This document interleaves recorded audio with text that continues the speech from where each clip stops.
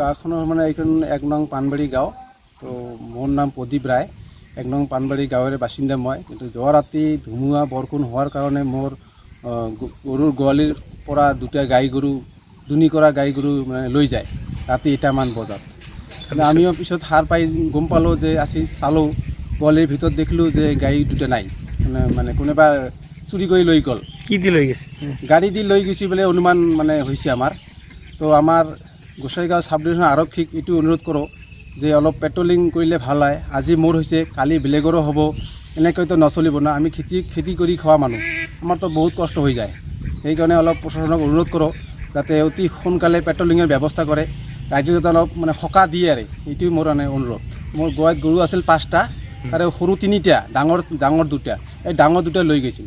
এইটো মানে দুধ দি আছে, মানে ডেইলি দুধ পাওঁ মই, 2 লিটাৰমান পাওঁ। এতিয়াতো নোহোৱা হৈ গ'ল। মোৰ 2টা ল'ৰা ছোৱালী আছে, সেইটো গাখীৰ খাই মানে মানুহ হৈছে ক'ব গ'লে আৰু কি। এতিয়া গাখীৰ নহ'লে নচলে। এতিয়াতো আমি মানে কষ্ট হ'ব, অলপ কিনি খাব লাগিব।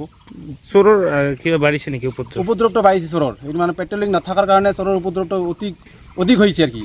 আমাৰ গাঁৱতো আৰু মানে ওচৰতে 3 ঘৰমান গৰুৰ মানে বলদ গৰু লৈ গৈছে চোৰে।